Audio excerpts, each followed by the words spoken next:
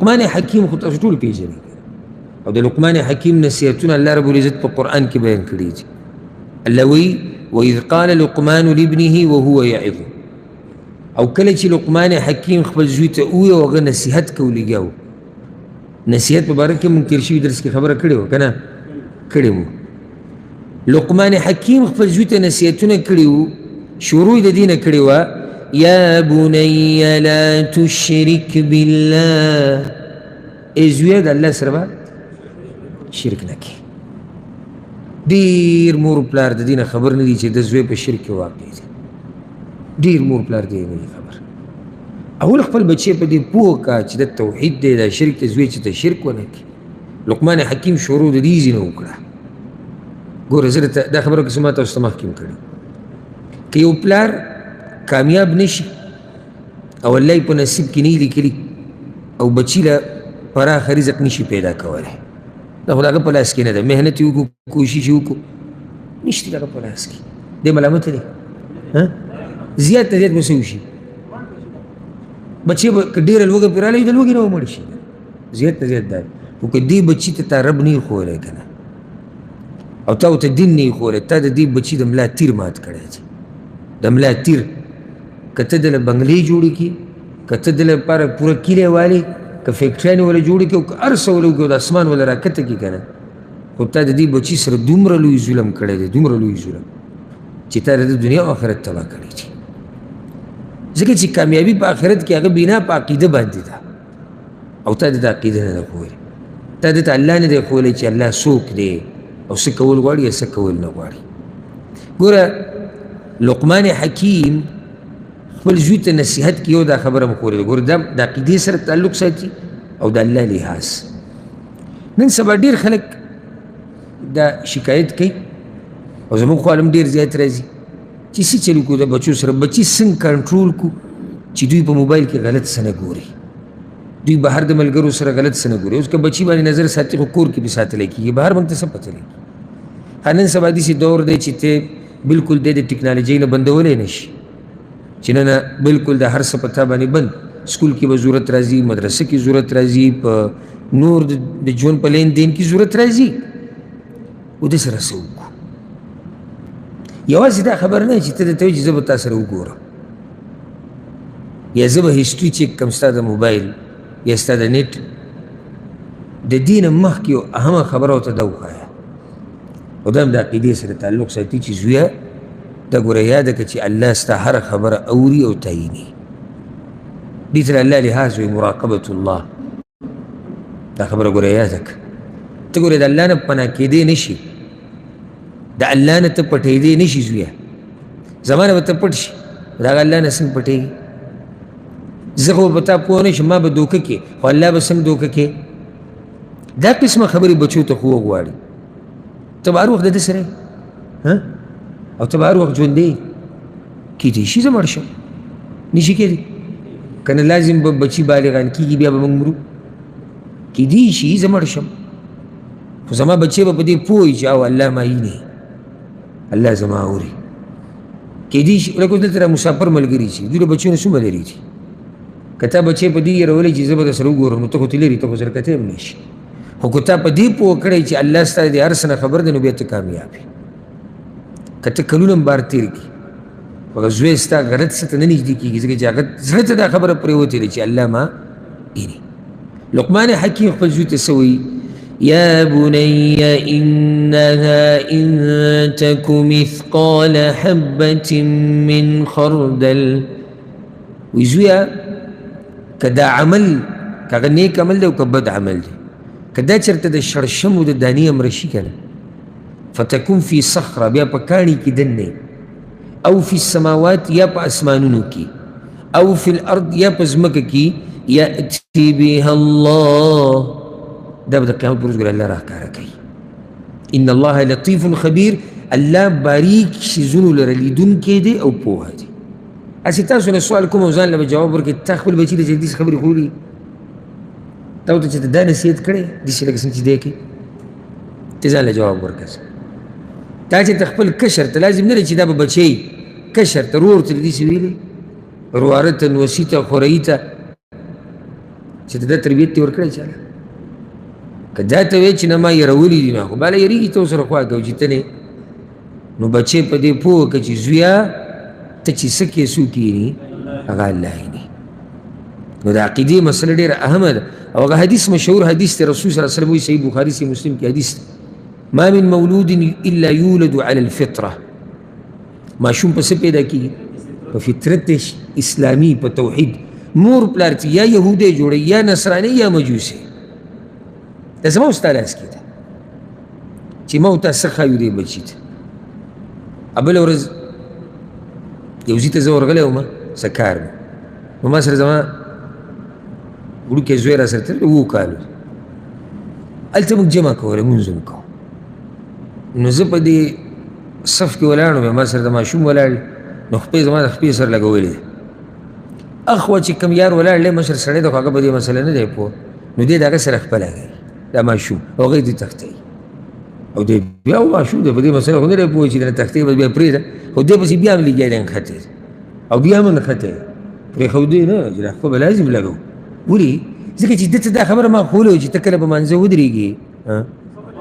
نو خو به د خپې سره لګې خو ماشوم دی ته ورته څه ښې چې ته په کوم لار روانې دی په هغه لار روانېږي زما او ستا په لاس کې دا خبره پرته ده د دې عمر نه ورته عقیده وښایه سړیتوب دین مونځ او دا څه چې ورته ته ښې دی په دې طرف راوړي او ما ته تېر سوي درس کې دا خبره کړې وه ماشوم چې کله پیدا شي که نه دی داسې کاڼی دی چې په ده له پاسه نقشه نشتي هغه نقشه پې څوک وباسي هغه مور او پلار دي بس ستا خوښه ده چې څنګه نقشه پې ته وباسي او څنګه ته د خپل بچی لیده غواړي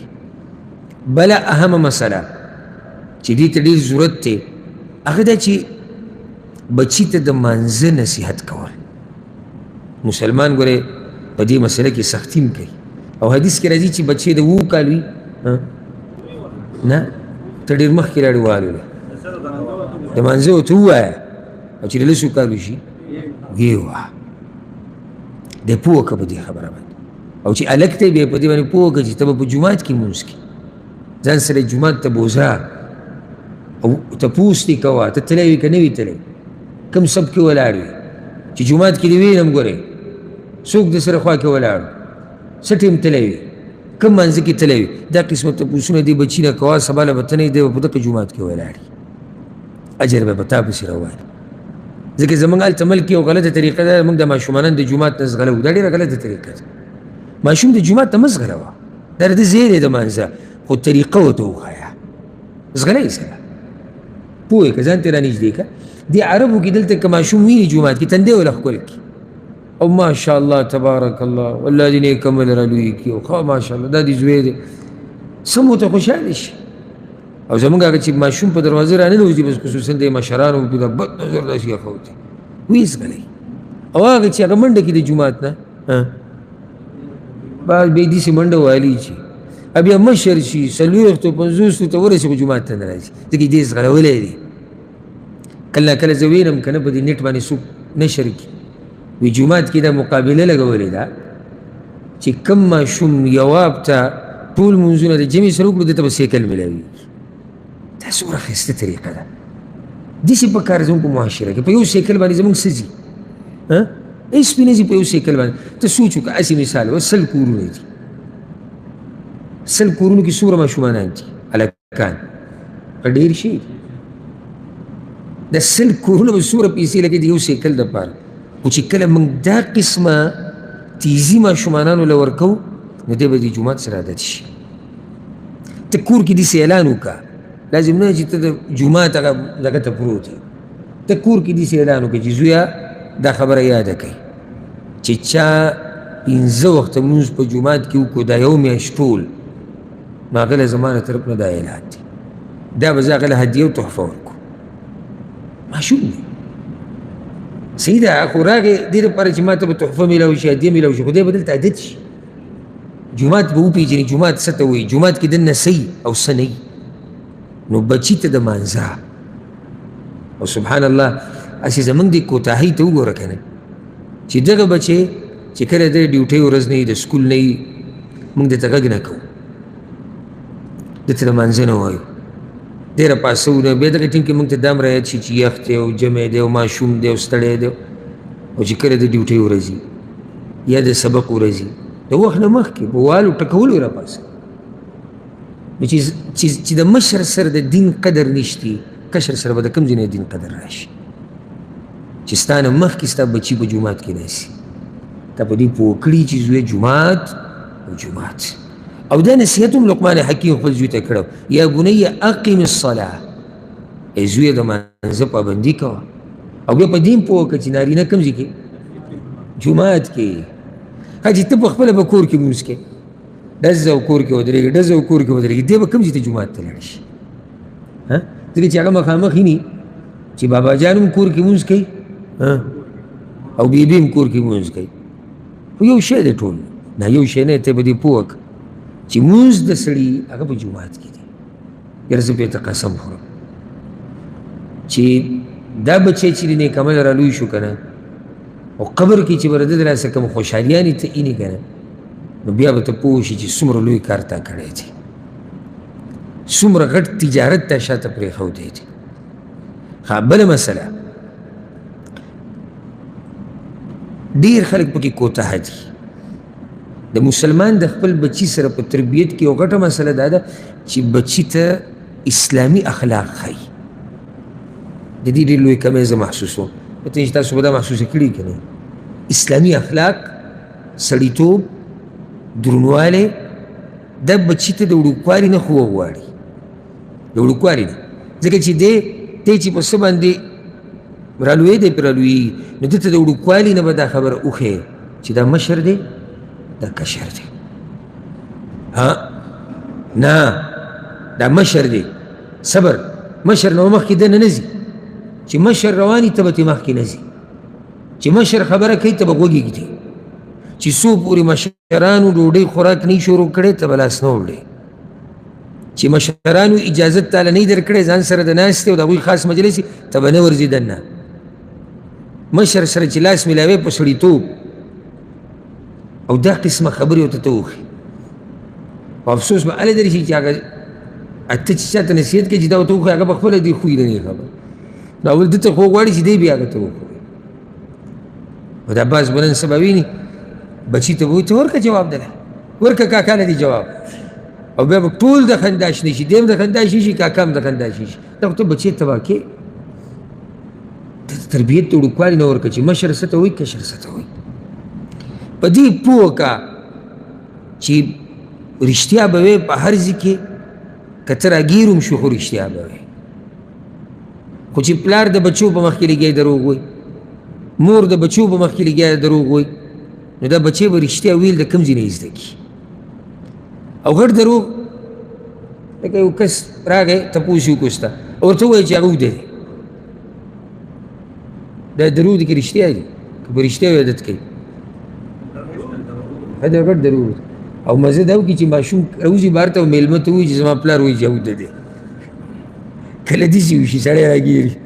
چې زما پلار وایي هغه ته ووایي چې هغه وده دی. دا خو څه ته په دروغو تربیت کې وینا زویه، دروغ به چېرته هم نه وي، که تا ته پکې نقصان هم در رسي خو ته به دروغ نه وي. بیا ورسره وتاږه حدیثونو باندې خو هغه نه پوهېږي، په آیت نه پوهېږي، ماشوم دی ورته داسې ووایه قرآن کې الله ویلي چې رښتیا وایي، حدیثونو کې رسول وسلم ویلي چې رښتیا وایي. په دې طریقې سره پوه کړه. ته شان دا ورته وښایه امانتګیري، چې زویه خیانت به نه کوې. ګورئ هر قسمه امانت چې تا سره وي هغه به سر ته رسې، چا سره به دوکه نه کوې، خیانت به نه کوې، بیا به هغه سره دې په باره کې خبره وکړي. دغه شان په دې به پوه کړي چې د مسلمان شان هغه بدزباني کول نه دي. یاره زموږ په پښتنو کې دا ګټه مسله ده، الله دې ختمه کړي چې دا مشران د دې کشرانو په مخ کې کنځلې کوي. نه م دې اورېدلي بس چېرته دغه شان دې کوي. او امید څه ساتي؟ کشران به نه کوي، امید دې دا ساتي چې کشران به کنځلې نه کوي. نو زما تاسو ته نصیحت دی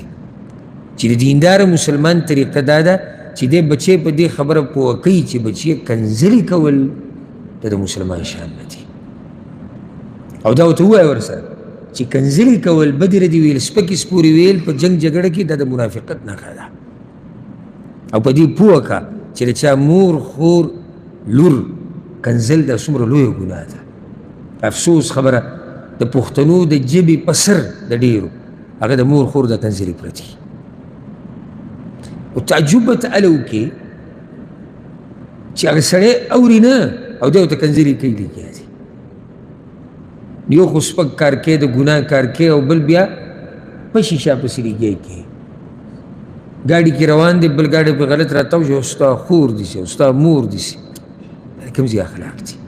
د هغه د مور به دې کې څه کار دی؟ د هغه د خور به دې کې څه کار دی؟ او ته دا خوښوې چې ستا مور خور څوک دې زیاده کړي؟ نو موږ پښتانه برید به داسې ته وکړي زموږ مور خور ته خو دې څوک وګوري. دغه شان د بل هغه هم خیال به ساتي نو ستا د دې به خیال ساتلی کېږي. خو حدیث کې راځي که نه چې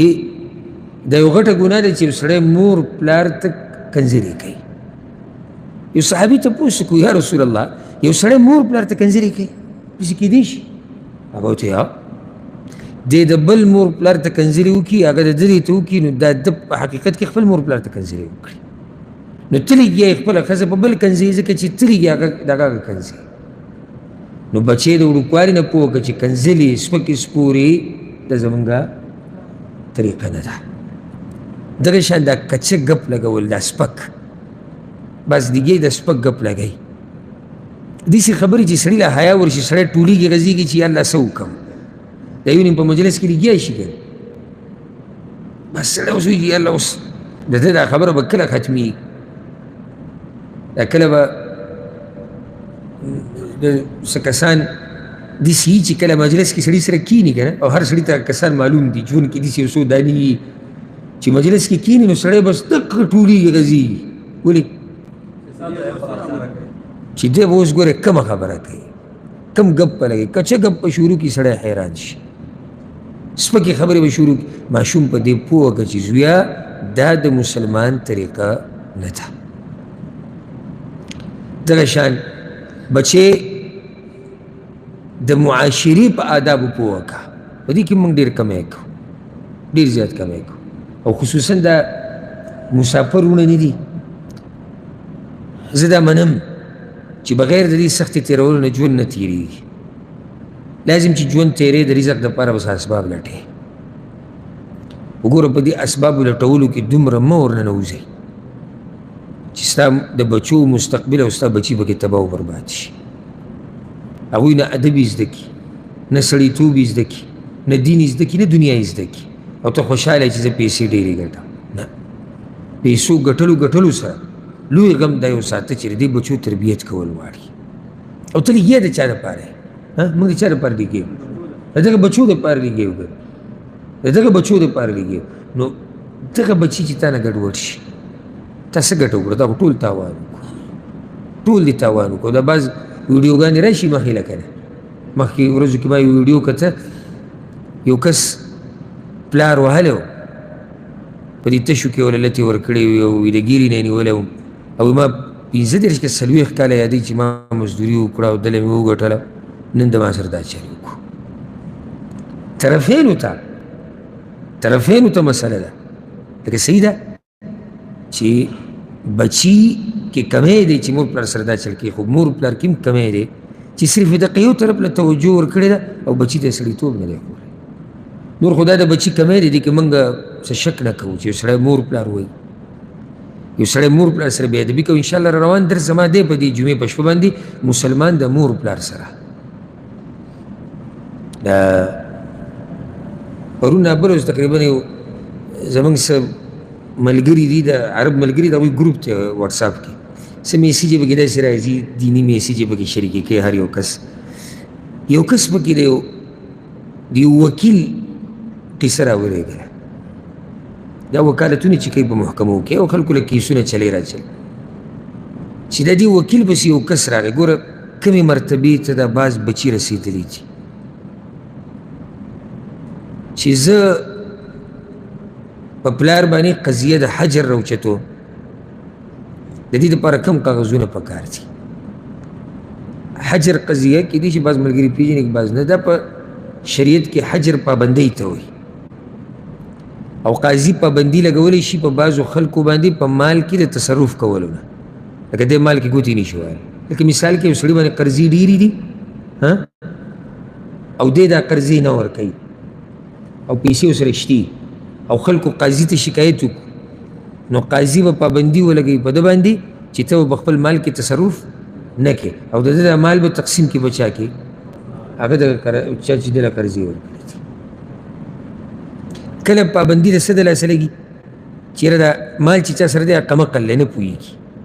نو په ده پابندي ولګولی شي چې دی په مال کې ګوتې نه وایي نو دی په پلار باندې پابندي لګوي چې په مال کې ګوتې نه وایي دا کیس دی اوچتول غواړي په چا په پلار باندې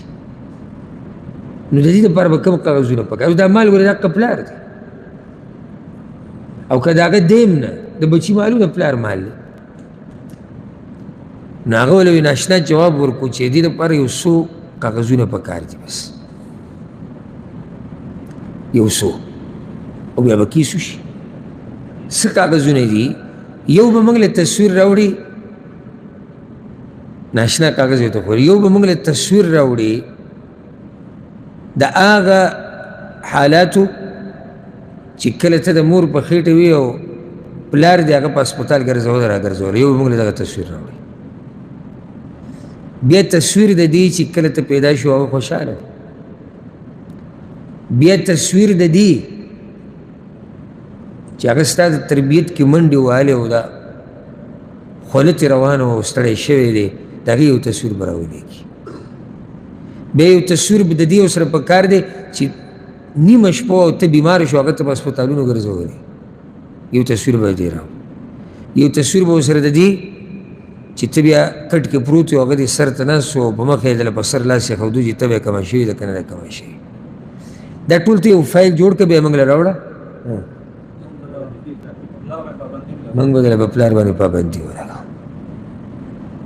څنګه جواب یې کړی څه دې مرتبې ته بچي رسېدلي دي زمانم چې دا کمی د بچو دی خو دې کې څه نه څه لاس د مور پلار هم کیدی شي چې کله سړی بچي ته د معاشري آداب ونه ښیي سړیتوب ورته ونه ښیي اخلاق ورته ونه ښیي نو د معاشري آداب لکه مثال بچو ته سلام اچول او د سلام جواب ورکول خو چې زویا هر ځای ته چې ورنوځي څه به کوې سلام به او چې چا د باندې سلام واچو جواب به ورکړي کله نه کله بعضو ځایونو ته زه ورغلی یم که نه یا ورشم او ماشومانان یا کور کې هغه له دیني تربیت ورکړی وړوکی ماشوم به و چې ځي راځي به مخه سلام اچي نو سړی پوه شي چېرې دله چې چا تربیت ورکړی د هغه هم څوک دی یا څوک ده هغه پلار دی او که هغه مور دی ځي راځي کور ته خو چې لږ ساعته لاړ شي راشي بیا وایي السلام علیکم دا سپینګیرو ته پکې ډېرو ته دا پته نشته چې دا سلام اچول هم شته چې ته مجلس ته ورننوځي یا چې څوک د باندې سلام واچي ته به جواب ورکړي دغه شان د معاشرې په آدابو کې اجتماعي چې کوم آداب دي پکې یو دا خو بچي ته چې بچیه کوم ځای ته چې ورننوځي اول به څه سلام خبره خو شو اجازت باندې بارک الله فیک دا من کې لوی کمی دی خفه کېږو به نه حق ته به حق وایو زوی چې هر ځای ته ورننوځي اول به اجازت لري زمونږ خو پرېږده هغه د خپل کور سړي ته به سړی څه ووایي چې ته اجازت واله د تره زوی د کاکا زوی ماما زوی ډزه کور ته به دننه راننوځي هلته خو اکثر ورونه کولاوي که خیال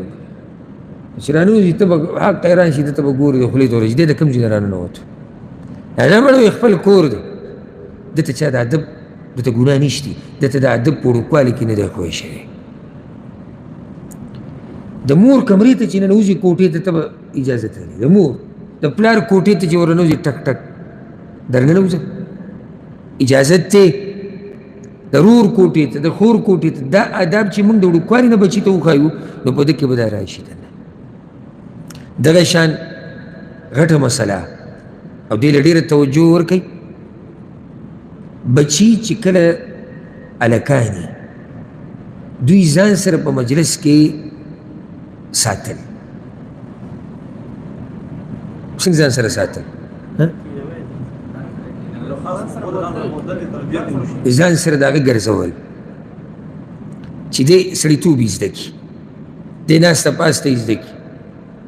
دا څنګه چې دا بس دا بچی ویني دروازې کې ورته ځه زه مور خواله دي د مور په خوا کې به دی څه زده کړي سبا له بیا اکثر د مور خوا کې چې ډېر ناست یا د خویندو سره وي هغه بیا نورې پېښې شروع کړي نورې قصې شروع کړي ولې ځکه چې هغه ټول عمر تېر کړی دي سي ته به بچې د ځان سره کښېنې پاسې او بیا دې ته دلته دا خبره وکړم ته به هر وخت نه یې ته به نه چې ستا د بچې په دې پوهېږي چې د میلمه میلمستیا به څنګه کې چې ستا د بچې په دې پوهېږي چې غم خادي به څنګه کې چې ستا د بچې په دې پوهېږي چې راشه درشه به څنګه کې بعض کسان تاسو لیدلي که نه مجلس کې ورته د خبرې کولو چل نه ورځي نه د استاد سره خبره وله ورځي چې ګډې وډې به شروع کړي نه د ملګري سره نه د میلمه سره وجه دا ده چې دې چېرته په مجالسو کې مشرانو کېنولی نه دی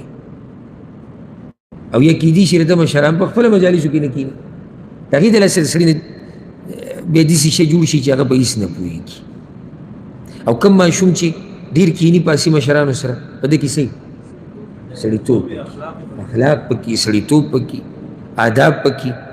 درته پته لري چې څنګه به کیني پاسي یو اهمه خبره د بچو په باب کې دا یاده کوي ګوره د بچي ګوره محبت ته ضرورت لري زه پرې ته قسم وخورم چې ډېر داسې بچي شتي چې هغه په دې ارمان دي چې زموږ د مور پلار موږ سره مینه وکړي موږ ته هر څه غواړو مور پلار ده کوي چې دی به دا کوي دی به دا کوي دی به دغه کوي او دی به داسې او دی به ته د دې مور پلاره تپوس وکړه وایه تا د دې بچي سره محبت کړی دی ځان ته دې رانږدې کړی دی چېرته نه هغه صحابي چې د رسول وسلم په مخ کې ووی وایي زما لس زامن دي ما لا د اوسه پورې یو نه دی خپل کړی رسول وسلم ورته وایي زه څه وکړم چې الله ستا د زړه نه مهرباني او شفقت وایستی دی بچي ځان ته رانږدې کوه دا ګوره ډېر لوی اثر کې دا زه درته تجربې خبره کوم تجربې یعنې یو خو شریعت کې مسله شتي بیا یې سړی تجربه هم کي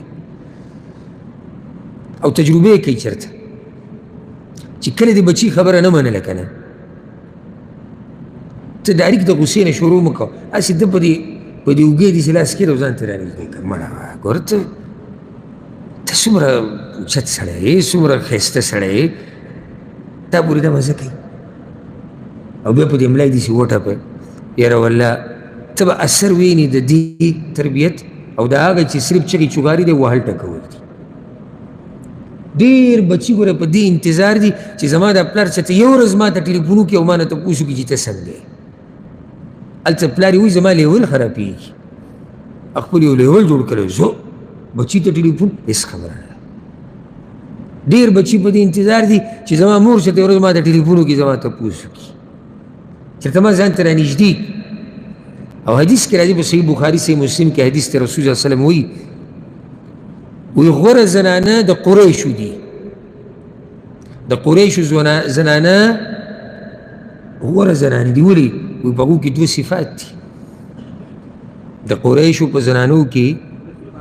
دوه ډېر اوچت صفات دي یو احناه علی ولد فی صغره د قریش زنانه په خپلو بچو ډېرې مینې ډېره شفقت ورسره کوي او دویم د خاوند د حالاتو خیال ساتي د هغې لحاظ کوي مالدار دی لاسې پراخه دي که نه تنګ دي غریب دی فقیر دی د هغې مطابق ژوند تېروي نو دې نه دا خبره واضحه شوه چې غوره انسان هغه دی چې بچی ځان ته رانږدې کوي عطر ښکاره کوي یو سړی به ما ته دا وایي چې داسې څوک شته چې به بچي نه وي مین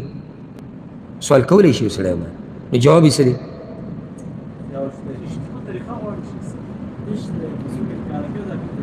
بارک الله فیک دی جواب دی چې یاره دا خو هسې نه منلو دی چې پلار به د بچي سره محبت نه کوي مور به د بچي سره محبت نه کوي خو کله ناکله دا محبت راښکاره کوه دا مطلب دی زما کله ناکله یې راښکاره کوه چې دې بچي ته محسوس شي چې زم په کور کې ځای لرم زما مقام دی زما شان دی بله مسله او دا هم ډېره اهمه ده کله ناکله د بچو سره ګپ شپ لګول دا هم طریقه ده د دیندار مسلمان دا ژوند مزه نه کوي دا په مخه پکې سړی په اوداسه کې نه اوسي دا ژوند څه شي ګران شي